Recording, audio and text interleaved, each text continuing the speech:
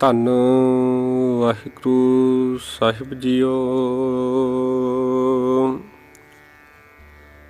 ਜਹ ਮੂੰਹ ਇੱਕ ਤਾਂ ਲੱਖ ਤੋ,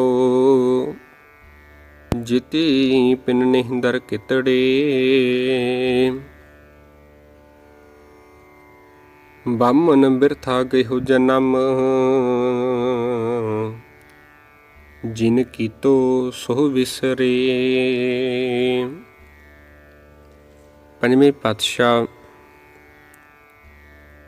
ਧੰਨ ਸ਼੍ਰੀ ਗੁਰੂ ਅਰਜਨ ਦੇਵ ਜੀ ਦੇ ਮੁਖਾਰਬਿੰਦ ਤੋਂ ਉਚਾਰਨ ਕੀਤਾ ਹੋਇਆ ਇਹ ਪਾਵਨ ਸ਼ਲੋਕ ਆਪ ਜੀ ਨੇ ਸ਼ਰਵਣ ਕੀਤਾ ਹੈ। ਪਹਿਲੇ 3 ਸ਼ਲੋਕਾਂ ਦੀ ਵਿਚਾਰ ਆਪ ਸ਼ਰਵਣ ਕਰ ਚੁੱਕੇ ਹੋ।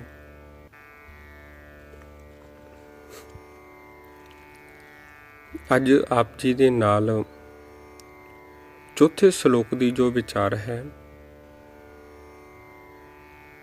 ਉਸ ਦੀ ਸਾਂਝ ਪਾਉਣੀ ਹੈ। ਆਓ ਪਿਆਰ ਵਾਲਿਓ, ਸਮਝਣ ਦਾ ਕੋਸ਼ਿਸ਼ ਕਰੀਏ ਕਿ ਪਾਤਸ਼ਾਹ ਜੀ ਸਾਨੂੰ ਇਸ ਸ਼ਲੋਕ ਦੇ ਅੰਦਰ ਕੀ ਸਮਝਾਉਣ ਦਾ ਯਤਨ ਕਰ ਰਹੇ ਨੇ, ਕਿ ਗੁਰਮਤਿ ਜੋ ਵਿਚਾਰ ਹੈ ਉਹ ਦ੍ਰਿੜ ਕਰਵਾ ਰਹੇ ਨੇ। ਸਤਿਗੁਰ ਪਾਤਸ਼ਾਹ ਜੀ ਕਿਰਪਾ ਕਰਦੇ, ਜਾ ਮੂੰਹ ਇੱਕ ਤਾਂ ਲੱਖ ਤੋਂ, ਜਿਤੀ ਪਿੰਨੇ ਦਰ ਕਿਤੜੇ। ਕਿ ਹੇ ਪ੍ਰਭੂ, ਜਦੋਂ ਇੱਕ ਤੂੰ ਮੇਰੇ ਵੱਲ ਹੈ, ਉਹ ਪ੍ਰਮਾਤਮਾ ਇਕੱਲਾ ਹੀ ਮੇਰੇ ਵੱਲ ਹੋ ਜਾਵੇ ਨਾ, ਉਸ ਪ੍ਰਮਾਤਮਾ ਦੀ ਮੇਰੇ ਤੇ ਕਿਰਪਾ ਹੋ ਜਾਵੇ, ਰਹਿਮਤ ਹੋ ਜਾਵੇ, ਨਦਰ ਹੋ ਜਾਵੇ, ਤਾਂ ਇਹ ਜਿਹੜਾ ਸਾਰਾ ਸੰਸਾਰ ਦੇ ਜੀਵ ਨੇ, ਇਹ ਸਾਰੀ ਸ੍ਰਿਸ਼ਟੀ ਦੇ ਜਿਹੜੇ ਜੀਵ ਨੇ, ਇਹ ਸਾਰੇ ਹੀ ਮੇਰੇ ਵੱਲ ਹੋ ਜਾਂਦੇ ਨੇ। ਭਾਵ ਮੈਨੂੰ ਆਪੋ ਆਪਣੇ ਲੱਗਦੇ ਨੇ, ਆਪਣੇ ਆਪਣੇ। ਕਾਰਨ ਇਹ ਕਿ ਤੂੰ ਇਸ ਸ੍ਰਿਸ਼ਟੀ ਦਾ ਮਾਲਕ ਹੈ, ਤੂੰ ਇਸ ਸ੍ਰਿਸ਼ਟੀ ਦਾ ਦਾਤਾ ਹੈ। ਬਾਕੀ ਇਹ ਜਿਤਨਾ ਸੰਸਾਰ ਹੈ, ਇਹ ਸਾਰੇ ਤੇਰੇ ਦਰ ਦੇ ਮੰਗਤੇ ਨੇ। ਤੂੰ ਮਾਲਕ ਹੋਣ ਦੇ ਨਾਮ ਤੇ ਜਦੋਂ ਤੇਰੀ ਮਿਹਰ ਭਰਿਆ ਨਿਗਾਹ ਜੋ ਉਹ ਮੇਰੇ ਉੱਤੇ ਹੁੰਦੀ ਹੈ ਨਾ, ਜਾਂ ਮਿਹਰ ਭਰਿਆ ਜਿਹੜਾ ਹੱਥ ਹੈ ਮੇਰੇ ਸਿਰ ਦੇ ਉੱਤੇ ਰੱਖਿਆ ਜਾਂਦਾ ਹੈ, ਤਾਂ ਮੈਨੂੰ ਇਹ ਸਾਰਾ ਸੰਸਾਰ ਹੀ ਆਪੋ ਆਪਣਾ ਲੱਗਦਾ, ਆਪਣਾ ਲੱਗਦਾ। ਤੇ ਇਸੇ ਕਰਕੇ ਹੀ ਪਾਤਸ਼ਾਹ ਨੇ ਆਪਣੀ ਬਾਣੀ ਦੇ ਅੰਦਰ ਵੀ ਇਹ ਗੱਲ ਆਖੀ ਹੈ, ਹੇ ਅਕਾਲ ਪੁਰਖ ਪਰਮਾਤਮਾ ਜੀਓ, ਜੇਕਰ ਤੇਰੀ ਮਿਹਰ ਮੇਰੇ ਉੱਪਰ ਹੈ ਨਾ, ਕੋਈ ਵੀ ਵਿਕਾਰ ਮੈਨੂੰ ਡੁਲਾ ਨਹੀਂ ਸਕਦਾ, ਮੈਂ ਕਦੇ ਵੀ ਡੋਲਾਂਗਾ ਨਹੀਂ। ਇਤਿਹਾਸ ਦੇ ਵਿੱਚੋਂ ਵੀ ਆਪਾਂ ਪੜ੍ਹਦੇ ਹਾਂ, ਜਦੋਂ ਭਾਈ ਮਤੀ ਦਾਸ ਜੀ ਨੂੰ ਸ਼ਹੀਦ ਕਰਨ ਲੱਗੇ ਨੇ ਤੇ ਕਾਜੀ ਨੇ ਪੁੱਛਿਆ, ਸਵਾਲ ਕੀਤਾ ਕਿ ਭਾਈ ਮਤੀ ਦਾਸ, ਜਾਂ ਤੇ ਤੂੰ ਆਪਣੇ ਧਰਮ ਨੂੰ ਛੱਡ ਦੇ,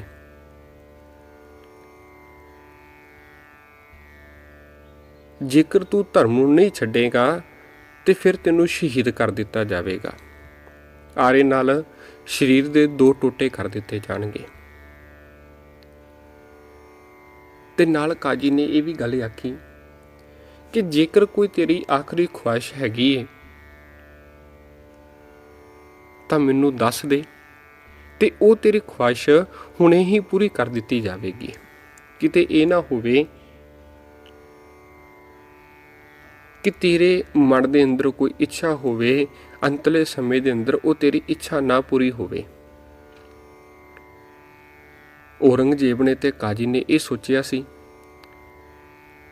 ਕਿ ਸ਼ਾਇਦ ਇਹਨੂੰ ਇੱਕ ਮੌਕਾ ਦੇਵਾਂਗੇ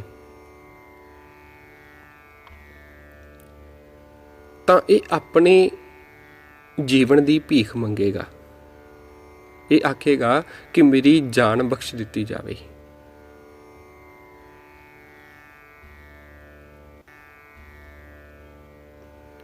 ਪਰ ਜਦੋਂ ਭਾਈ ਮਤੀ ਦਾਸ ਜੀ ਨੂੰ ਇਹ ਸਵਾਲ ਕੀਤਾ ਗਿਆ ਨਾ, ਭਾਈ ਮਤੀ ਦਾਸ ਜੀ ਦਾ ਜਵਾਬ ਬੜਾ ਪਿਆਰਾ ਸੀ। ਕਹਿੰਦਾ, ਕਾਜੀ ਜੀ,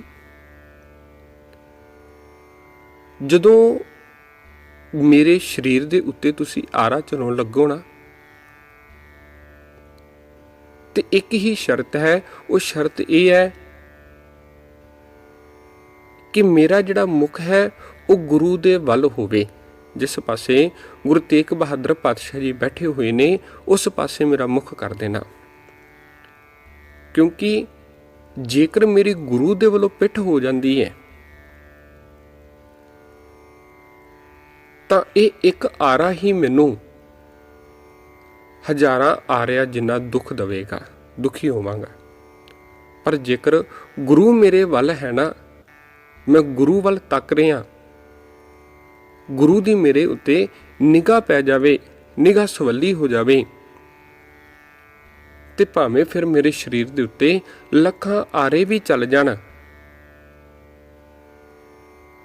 ਤੇ ਫਿਰ ਵੀ ਮੈਂ ਦੁਖੀ ਨਹੀਂ ਹੋਵਾਂਗਾ।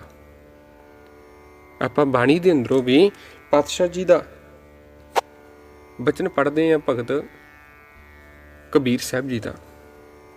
ਉਹਨਾਂ ਨੇ ਵੀ ਇਹ ਗੱਲ ਆਖੀ ਹੈ ਨਾ, ਕਹਿੰਦੇ ਕਰਵਟ ਭਲਾ ਨਾ ਕਰਵਟ ਤੇਰੀ, ਲਾਗ ਗਲੇ ਸੁਣ ਬਿਨਤੀ ਮੇਰੀ। हे ਦਾਤਾ ਜੀ, ਤੇਰੀ ਪਿੱਠ ਦੇ ਨਾਲੋਂ ਮੇਰੇ ਸਰੀਰ ਦੇ ਉੱਤੇ ਕੋਈ ਆਰਾ ਵੀ ਚਲਾ ਦਵੇ ਨਾ, ਤੇ ਉਹ ਵੀ ਮੈਨੂੰ ਚੰਗਾ ਲੱਗੇਗਾ। ਮੈਂ ਉਹਦੇ ਨਾਲ ਵੀ ਆਪਣੇ ਸਰੀਰ ਨੂੰ ਚੀਰ ਦੇਵਾਂਗਾ। ਉਹਦੀ ਵੀ ਇਤਨੀ ਪੀੜ ਨਹੀਂ ਹੋਵੇਗੀ, ਮੈਨੂੰ ਦੁੱਖ ਨਹੀਂ ਹੋਵੇਗਾ, ਕਿਉਂਕਿ ਮੈਂ ਤੇਰੀ ਮਿਹਰ ਦੀ ਜਿਹੜੀ ਨਿਗਾਹ ਹੈ ਉਹਦੇ ਤੋਂ ਵਾਂਝਾ ਨਹੀਂ ਰਹਿਣਾ ਚਾਹੁੰਦਾ। ਲਾਗ ਗਲੇ ਸੁਣ ਬਿਨਤੀ ਮੇਰੀ, हे ਸੱਜਣ ਪ੍ਰਭੂ, ਮੇਰੀ ਅਰਜ਼ੋਈ ਸੁਣ।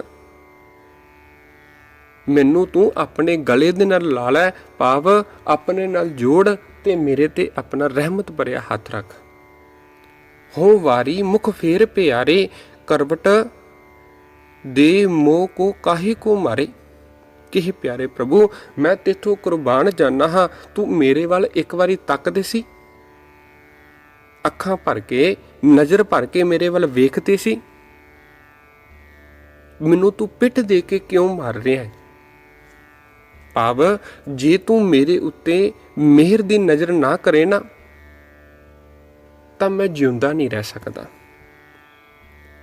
ਹੁਣ ਭਾਈ ਮਤੀ ਦਾਸ ਜੀ ਨੂੰ ਜਦੋਂ ਇਹ ਸਵਾਲ ਕੀਤਾ ਗਿਆ ਨਾ, ਭਾਈ ਮਤੀ ਦਾਸ ਜੀ ਜਵਾਬ ਦਿੰਦੇ, ਜਦ ਚੱਲੇ ਆਰਾ ਮੇਰੇ ਸ਼ੀਸ਼ੇ ਉੱਤੇ, ਮੇਰਾ ਮੁਖ ਗੁਰੂ ਦੇ ਪਿੰਜਰੇ ਵੱਲ ਹੋਵੇ। ਕਿ ਜਦੋਂ ਮੈਨੂੰ ਆਰੇ ਨਾਲ ਤੁਸੀਂ ਚੀਰਨ ਲੱਗੋ ਨਾ, ਤੇ ਮੇਰਾ ਜਿਹੜਾ ਮੁਖ ਹੈ ਉਹ ਗੁਰੂ ਦੇ ਵੱਲ ਕਰ ਦੇਣਾ। ਹੋਰ ਮੇਰੀ ਕੋਈ ਆਖਰੀ ਖੁਆਇਸ਼ ਨਹੀਂ ਹੈ, ਮੇਰੀ ਕੋਈ ਆਖਰੀ ਇੱਛਾ ਨਹੀਂ ਹੈ।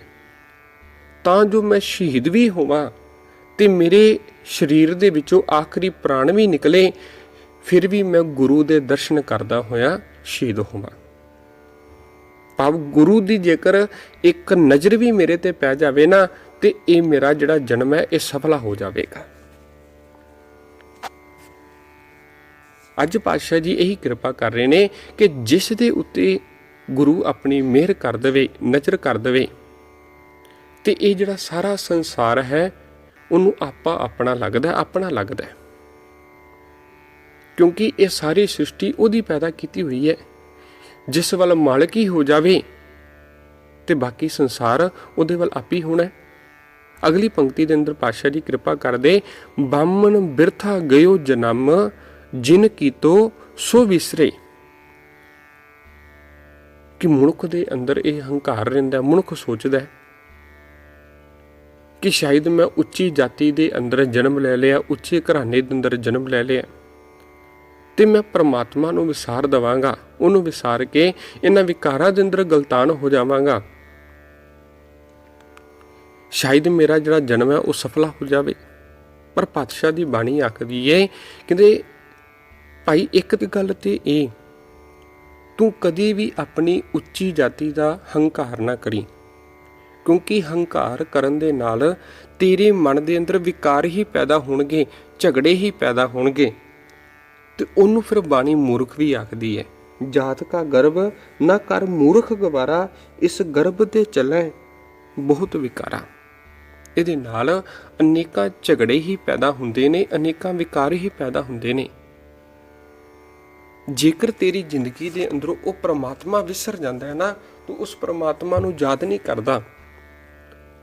ਭਾਵੇਂ ਤੇਰਾ ਜਨਮ ਇੱਕ ਉੱਚੇ ਘਰਾਣੇ ਦੇ ਵਿੱਚ ਵੀ ਹੋ ਜਾਵੇ, ਉੱਚੀ ਸ਼੍ਰੇਣੀ ਸੰਸਾਰ ਦੇ ਅੰਦਰ ਬ੍ਰਾਹਮਣ ਨੂੰ ਸਭ ਤੋਂ ਉੱਚੀ ਸ਼੍ਰੇਣੀ ਮੰਨਿਆ ਗਿਆ।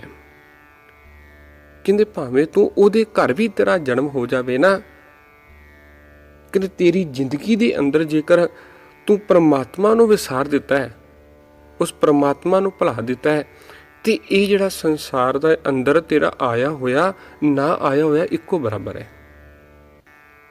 ਭਾਵ ਉਹ ਕਿਸੇ ਕੰਮ ਦਾ ਨਹੀਂ। ਸਤਿਗੁਰ ਕਿਰਪਾ ਕਰਨ,